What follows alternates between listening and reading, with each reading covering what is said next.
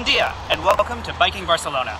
Today, we're going to go down Passeig Sant Joan, because it's pretty and it's a nice day out. But don't worry, we're going to point out some of the bike infrastructure and some of the sights along the way, like this statue. This is Anselm Clavé.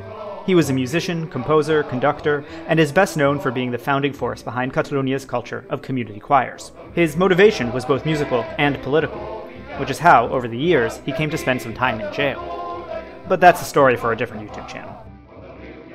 Just quickly, to help you get oriented, here's a map of Barcelona with the locations of the 2 videos we've made so far. And this is what we're going to bike today. Let's zoom in on that for a second. Passeig Sant Joan has 2 distinct sections. Above Diagonal, there's a wide central promenade, and below Diagonal, it's the bike lane that runs down the central median. The intersection with Diagonal itself is called Plaça Verdaguer, and we'll be talking about that too. Anyway, let's get going.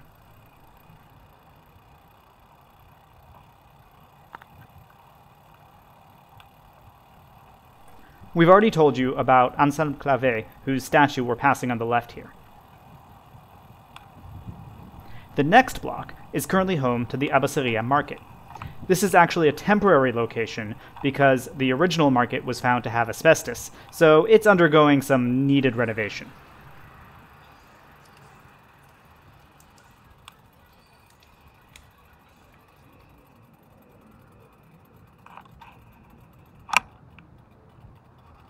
Barcelona has a whole system of these neighborhood markets. The most famous, by which I mean the most filled with tourists, is La Boqueria.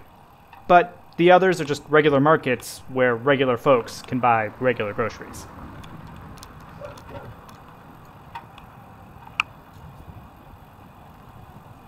That's the market on the left. To the right of us, we have a car lane and then a combination bus, taxi, and right turn lane. On the other side, which you can't see from here, there's the same thing again, going the other direction.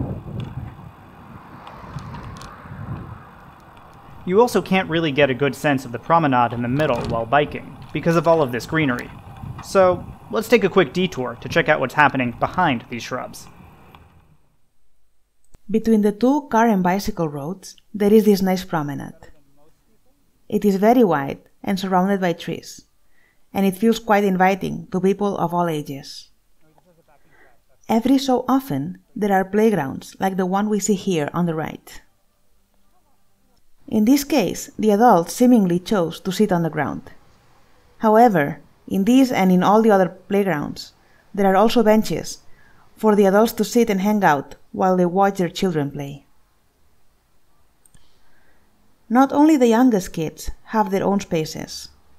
In this corner, there were also ping pong tables for everyone to play and enjoy. All along the promenade, there are benches for people to sit and read a book, or chit-chat, or wait for someone, or just rest during their stroll. Like this nice friend I met and his retired human, who walk around here together for multiple hours every day.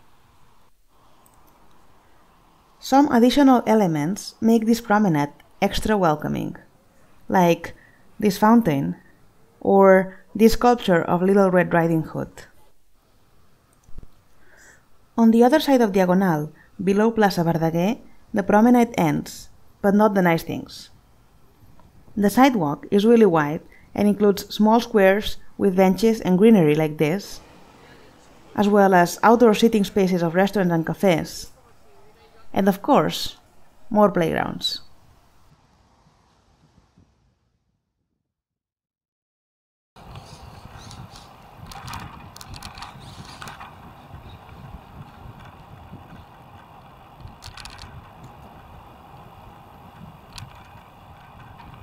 We're coming up on Plaça Verdaguer, which is the intersection with Diagonal and the end of the promenade.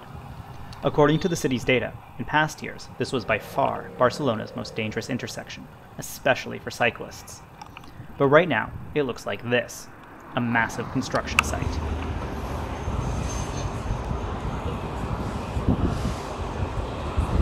It's been like this since November 2020, and the work is scheduled to continue until January of 2022.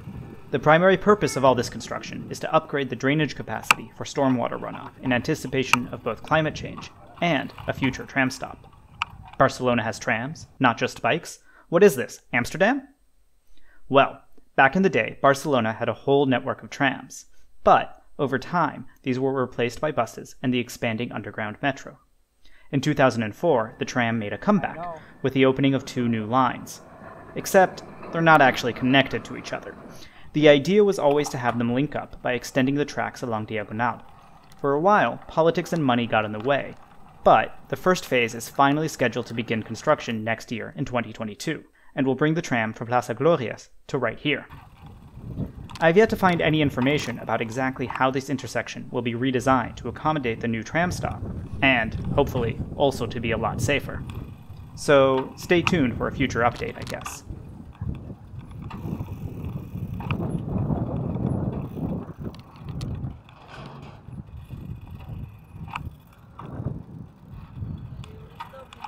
Anyway, now that we've made it through that less than stellar detour, we've arrived at the lower section of Sant Joan. Here the bike path turns into a bidirectional track down the median.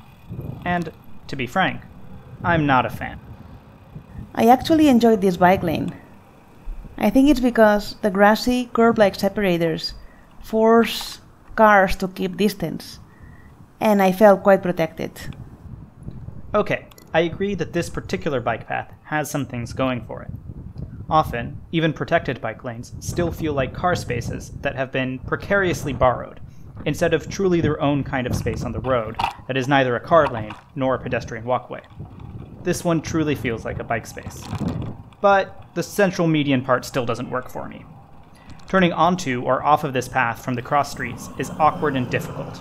There isn't enough room, the angles are awkward, and it's not always clear how you're supposed to complete the turn safely and without getting in anyone else's way. Also, pedestrians waiting to cross in the median refuge don't have nearly enough space without being in the way of cyclists trying to go straight through. Unfortunately, this isn't the only bike path like this in Barcelona. The design of Eixample's blocks, with their cut-off corners, gives so much room to design nice, functional intersections that shoehorning the bike path into the median really feels like a missed opportunity to me. What I like the least about this bike lane is that it's quite narrow. It's just okay for regular bicycles. But the tricycles that carry tourists, of which there are plenty, definitely don't fit.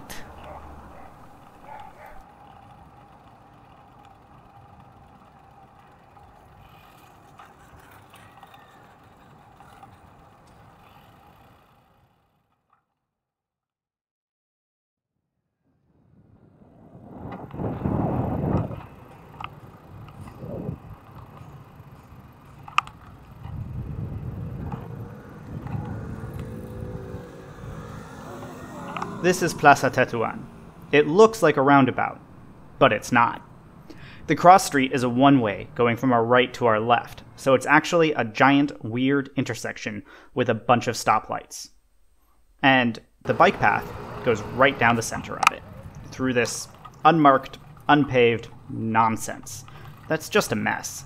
I have no idea why, back in 2014, when they upgraded the unprotected bike lane that used to be here to this, they didn't just extend a paved path through the plaza itself. If you know the answer, please let us know in the comments.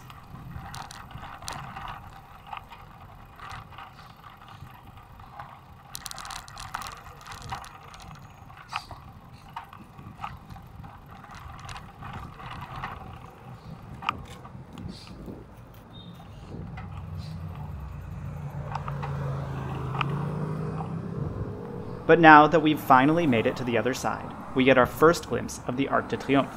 No, not that one. Not that one either. None of these! Barcelona's Arch was built as the main entrance to the 1888 World Fair, which was a big deal at the time, and has left a lasting impact on the city. The exposition was held on the site of a former fortress that had been demolished only a few years earlier. Today, it's the Parc de Ciutadella, as well as the location of the city zoo.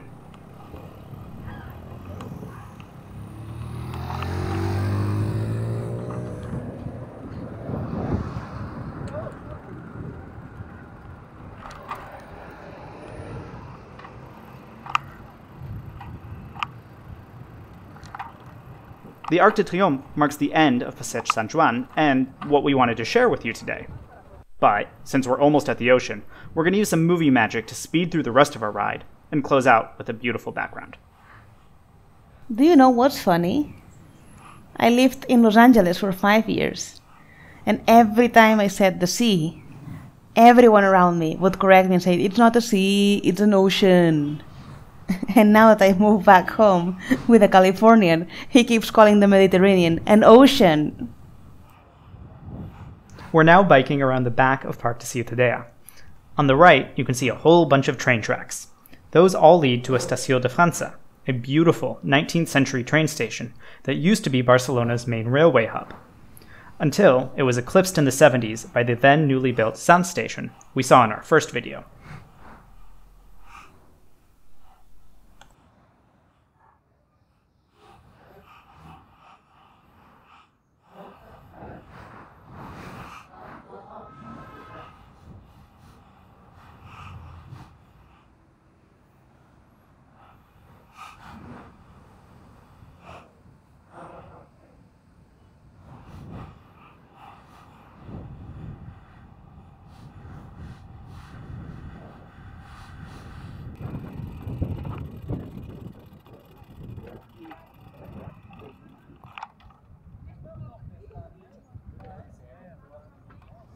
That's all for today.